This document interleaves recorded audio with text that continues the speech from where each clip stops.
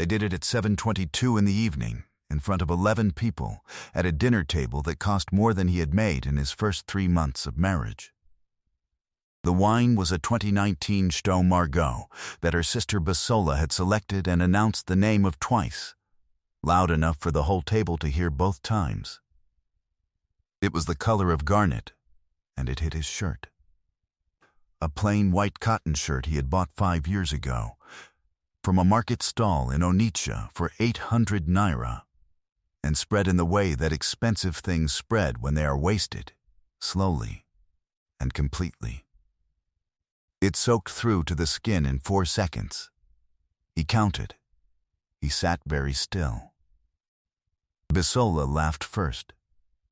Then his wife Ronki laughed. Then 2 of Ronki's cousins, who had been watching from the far end of the table with the particular attention of people who had been waiting for something to happen, leaned together and laughed without bothering to cover their mouths. He did not move for 7 seconds.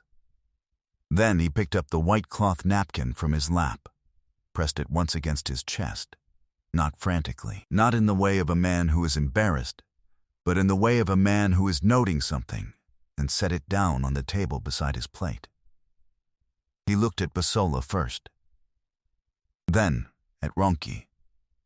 Then he stood, quietly, pushed his chair back under the table, and walked toward the exit of the private dining room at the Eco Hotel on Victoria Island without looking at anyone else. The laughter was still going when the door closed behind him.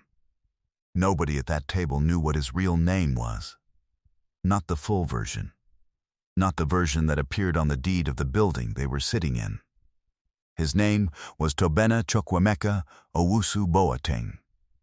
He was 38 years old, 6'1", lean in the way of a man who had worked with his body before he worked with his mind. With hands that were wider than expected and a face that was careful, not unfriendly, but careful. The way faces get when a person has learned that what they show and what they feel are 2 different instruments. He wore, always, plain clothes. Not because he could not afford otherwise. Because he had decided, 8 years ago, that the way a person is treated when the clothes give nothing away is the only true information a person can have about the world they actually live in. He had been conducting that experiment since he was 30. He had learned a great deal. The shirt from the Onitsha market stall was the 3rd one he had bought from the same stall, from the same woman. A Mrs. Ngozi Nwosu, who was 71 years old and still ran the stall herself on Tuesdays and Thursdays, and who had never once in 5 years of transactions looked at him differently than she looked at any other customer.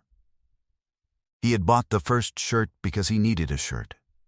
He had bought the 2nd and 3rd because he wanted to keep going back.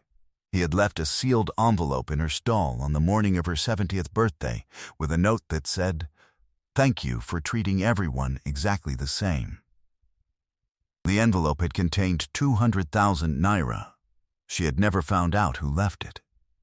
He had made sure of that. He walked out of the Eco Hotel at 7:29 p.m. and stood on the hotel drive for a moment. The air above Victoria Island was warm and thick with the particular heat of a Lagos evening that has absorbed a full day of sun and is now releasing it slowly. He could still feel the wet fabric against his chest. He reached into his trouser pocket and took out a phone, not the phone anyone who knew him socially had ever seen. A plain black handset, worn at the corners, and made a call. The call lasted 45 seconds. The person on the other end said very little. When it was finished, Tobena put the phone back in his pocket and stood for a moment longer. Then he walked around the side of the hotel toward the car park attendant's office, where a man named Sunday had been waiting since 6:45 with a clean change of clothes and a garment bag. Sunday had worked for the Owusu Boateng family for 19 years. He did not ask questions. He handed Tobena the garment bag, averted his eyes in the professional way of someone who has spent 2 decades in close proximity to private matters, and went back to waiting. Tobena changed in the attendant's office, folded the wine-stained shirt carefully, and put it in the outer pocket of the garment bag. He was going to need it later. Not for evidence. He was not a dramatic man. And what he was planning was not drama. He was going to need it because it was the truest document of the evening, and he had learned long ago to keep true documents. Ronki had been his wife for 3 years and 7 months. He had met her at a conference in Abuja. She was a marketing consultant, sharp in the way of people who have trained themselves to read a room and calibrate to it, beautiful in a way that was deliberate and worked at. And she had walked up to him at a standing dinner and introduced herself before he had a chance to introduce himself, which he had appreciated. She had been direct about her interest. He had been honest about his simplicity. He had told her he ran a small investment portfolio and liked quiet evenings and did not attend many parties. She had said, "I can work with that." He had found that funny. He had liked her. He had not told her in those early months about the extent of what he came from. This was not dishonesty, it was the experiment, continued. He wanted to know who she was before she knew who he was. He had seen many times the way information like his family's name and his family's assets rearranged people, changed their posture, changed the speed at which they smiled. He did not want to see Ronki rearranged. He wanted to see Ronki. For the first 8 months, he had seen Ronki. She was impatient sometimes, and generous sometimes, and she laughed loudly at things that surprised her, and she had a precise memory for conversations, and would recall, 6 weeks later, something he had said in passing that he had already forgotten. These were real things. He had kept them. But somewhere in the year that followed the wedding, he could not name the precise moment. The way you cannot name the moment a room becomes cold, things had begun to shift. Ronki had learned more. Not everything.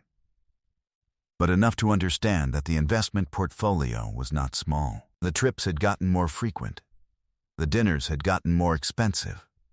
Bisola had started appearing more often, always beside Ronki, always speaking first. Always with a particular energy of a person who believes they are owed a proximity to something and are making sure to collect. Bisola was 35 and worked for a real estate agency in Ikoyi and had the habit of evaluating every room she entered for its market value before she evaluated it for anything else. She had told Tobena, at a dinner 6 months into the marriage, that he dressed like a gateman. She had said it the way people say things they intend as a joke, but mean as a correction. He had looked at her across the table and said nothing. He had noted it. He had noted many things. The wine had not been an accident. He knew that before he reached the car park. He had been watching the conversation travel around that table for 40 minutes before it happened, the looks exchanged. The way Bisola kept topping up her own glass, and then Ronki's, and then, pointedly, not his. The way the 2 cousins had been repositioned from their original seats to the 2 seats closest to Tobena, as though the geometry of the table had been arranged in advance. He had been eating his pepper soup in the particular way he ate things when he was paying close attention, slowly, without looking up. He had thought about standing up and leaving before it happened. He had chosen not to because he needed to see it. There are things a man can be told, and things a man must witness. For 3 years and 7 months, he had been told many things. By Sunday, who had 19 years of experience watching human nature conduct itself in proximity to wealth, and who had the Yoruba proverb for every situation. By his late father's lawyer, a man named Al. Danjuma, who was 73 and spoke so slowly and precisely that every sentence felt like a signed document. by his own quiet observations of the way Ronka's phone conversations changed when he entered a room, the lowering of the voice, the paused laughs resumed. He had been told. He had not been willing to see. The wine made him willing. If you are sitting with this story right now, and something in it feels like something you have lived, stay with me, because what Tobena does next is the part that nobody at that table was prepared for. He did not return to the hotel that night. He went to the house his father had left him, not the primary residence in Banana Island that Ronki knew about, but a smaller house, a quiet house, in a neighborhood in Lekki Phase 1 that did not announce itself. He had lived there before the marriage, and kept it during, quietly, the way a man keeps a room in himself that nobody has redecorated. He sat in the kitchen of that house for a long time. He made himself tea, ground ginger boiled in water with a piece of alligator pepper, the way his grandmother had made it in Enugu, and he drank it standing at the counter. He did not feel what he expected to feel. He had expected something with edges. What he felt was duller than that and more profound, the specific weight of a decision that has been made by events rather than by choice. He had wanted to choose differently. He had wanted to be wrong about what he was seeing. He had been given the information now, and it was not the kind of information you return to the shelf. He called Al. Danjuma at 9:14 p.m. The old lawyer answered on the second ring, which was remarkable because he was 73 and kept early hours and had once told Tobena that a phone call after 8 p.m. was the legal profession's equivalent of a house fire. He said, "I have been waiting." Tobena said, "I know." There was a pause in which both men understood what the call was about without naming it. Then Al. Danjuma said, "Come in on Monday." And Tobena said, "Tomorrow." And Al. Danjuma said, without argument, "Tomorrow, 10 o'clock. The following morning, Ronki called at 8:47. Then at 9:03. Then she sent 4 messages, the last of which said, "Bisola didn't mean it that way. Stop being sensitive." He read all 4 messages and put the phone on the counter next to his tea. The full story of what the Owusu Boateng family owned was not public knowledge in the way that some Lagos wealth was public.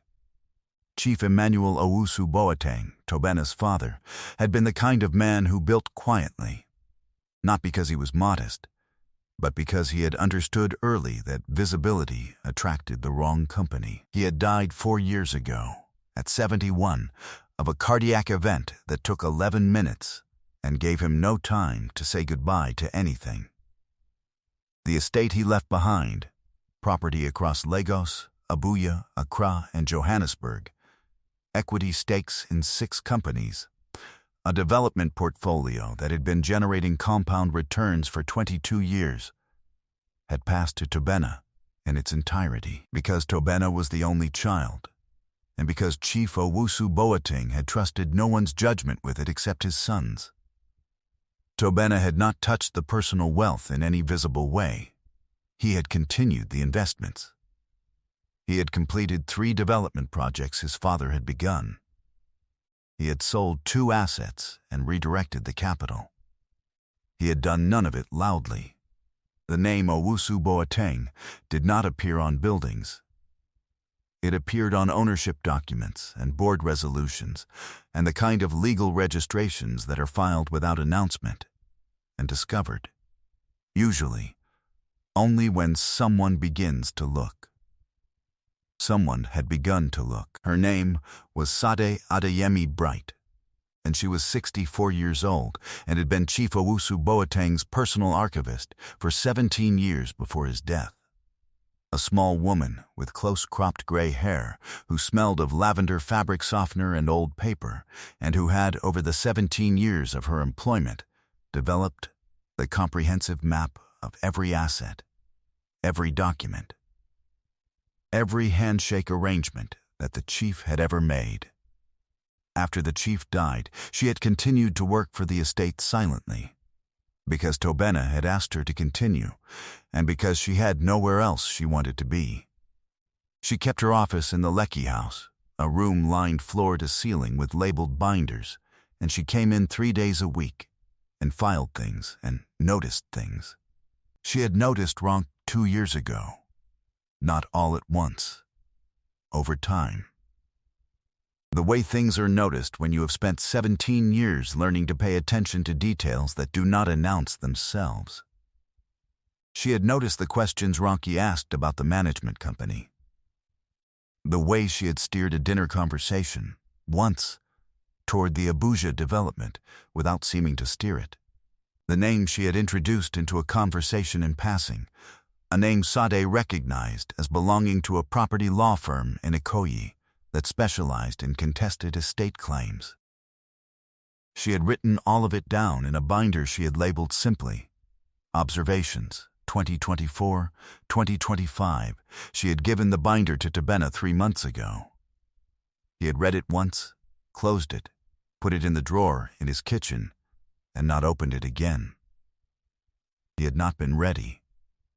He had been hoping, as people hope for things they already know are not true, that the observations would turn out to mean something other than what they meant. The wineglass had closed the drawer permanently. Sade was in the Leckie house when he arrived that night. She had come without being called. She had a key and 19 years of understanding when to use it. She was sitting at the kitchen table with a cup of her own tea and the binder open in front of her. And when he walked in, she looked at him and then at his shirt, the clean one, the wine-stained one folded in the garment bag, and she said nothing at all. She poured him a second cup of tea and put it on the counter where he was standing. She said, after a while, your father used to say, the person who shows you who they are is doing you a kindness.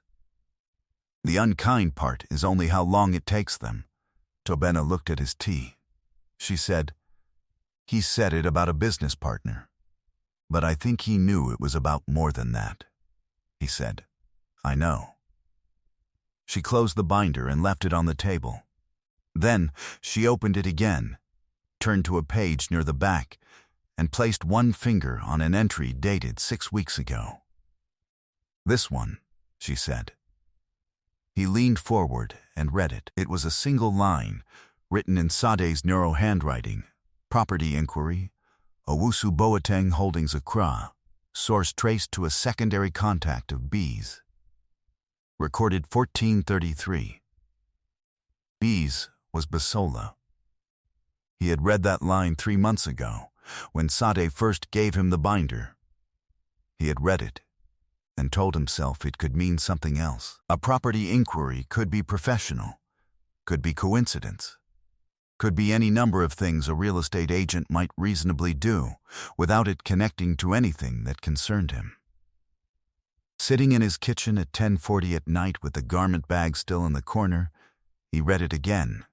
It did not look like coincidence anymore. It looked like the first sentence of a document he had been hoping nobody was writing. How long, he said. Sade said, the observations go back 22 months. He set the cup down. She came into this room, Sade said, meaning the Leckie house, the room they were sitting in, and Tobena understood immediately that this was the piece of information she had been holding back, waiting until tonight to give him. 4 months ago, you were in Accra. She said she had come to drop something for you. I let her in. She spent 11 minutes in the kitchen and 6 minutes in the study. A pause. I noted the time because it felt longer than dropping something required. The study held his father's filing cabinet. Wooden. Old. Not locked. He had never locked it, because what was inside was not financial. Those documents were kept elsewhere, properly secured. Inside the cabinet were personal things, letters, photographs, one folder of his father's handwritten notes on the development projects, the original deed for the Leckie house. Things a person keeps because they are irreplaceable. Not secrets. Simply the private record of a life. Things that, read carefully by someone who was looking, would tell you exactly how large the estate actually was. He said nothing for a long time. Sade did not fill the silence. She had spent 17 years working for a man who thought in silence, and she had learned that silence was not a gap requiring filling. It was the place where decisions were made. He said, "Finally, I should have locked it." She said, "Yes, but you trusted." He nodded once. She said, "That's not a character flaw." He looked at her. She looked back with the steadiness of a 64-year-old woman who has observed a great deal and lost the ability to be surprised by most of it. Then she closed the binder and left it on the table. Monday arrived. Then Tuesday. The week moved in the particular way of weeks during which consequential things are arranged quietly in back rooms, meetings, calls, documents prepared and reviewed and signed and filed. Tobena kept his phone on in case Ronki called, and she did not call again after Tuesday. Bisola sent one message that said only, "Ronki says you are overreacting." He did not reply to it. On the Thursday of that week, 11 days after the dinner at the Eco Hotel, two things happened in the same morning. The first was that the management company that administered the Owusu Boateng estate issued a formal notification to the residential property on Bourdian Road, the property Ronki had been living in, registered not in Tobena's name, but in the name of a holding company she had not known to associate with him, that the lease arrangement would be restructured under new administrative terms. The notification was 3 pages long and had been drafted by Al. Danjuma with the precision of a man who has spent 40 years making sure that what a document says and what it means are exactly the same thing. The second was that Tobena walked into the offices of the property law firm in Ikoyi, whose name Sade had found in her binder. Not as a client, as the landlord of the building in which those offices were located. He had known this for 4 years and had never had cause to present it. He sat across the desk from the firm's senior partner, a man named Mr. Gerald Akebe, who was 57 and had the careful manner of someone whose job requires him to be comfortable with other people's worst days. And he said, "I understand you have been consulting on a matter involving my estate." Mr. Achebe's hand, which had been moving toward a folder on his desk, stopped moving. "I'm not here to make anything difficult," Tobena said. "I'm here so that the next steps happen in the right order." He said it quietly.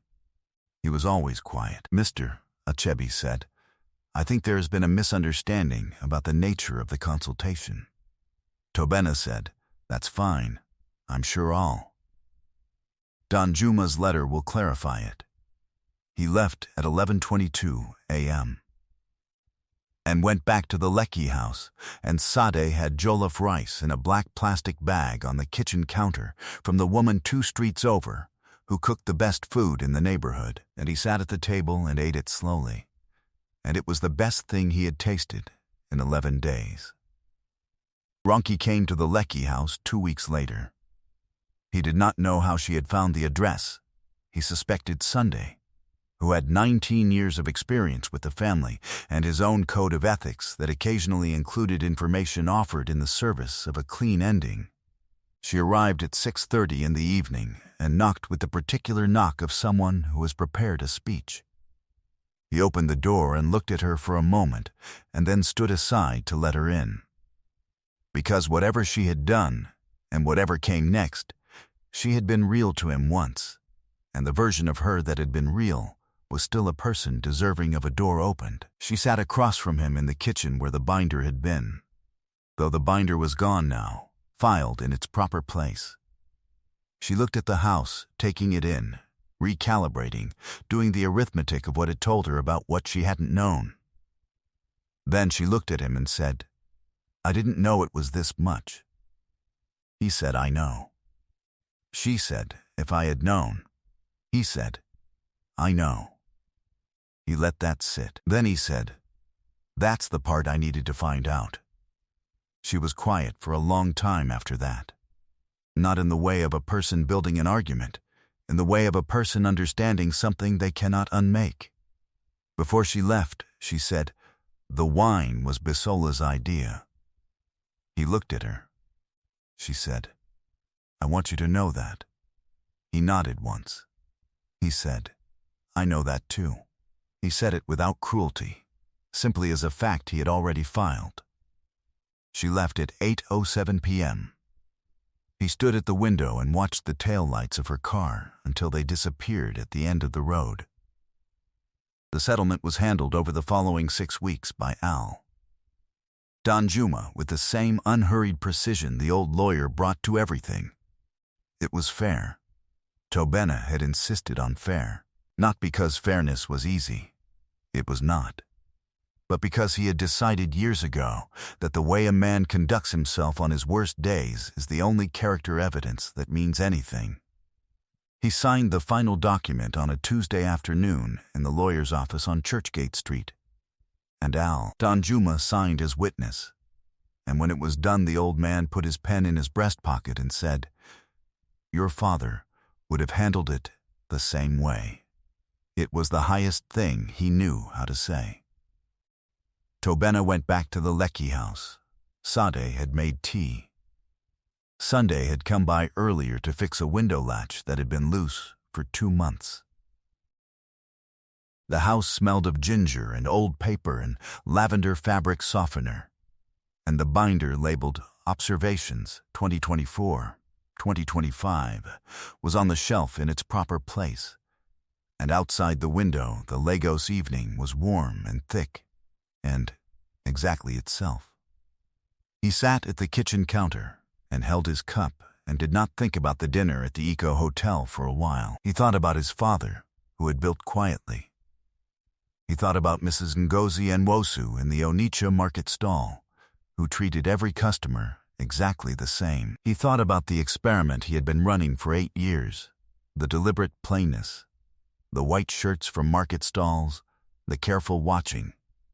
And he thought about what it had cost him and what it had protected him from, and whether, if he had the years again, he would do it differently.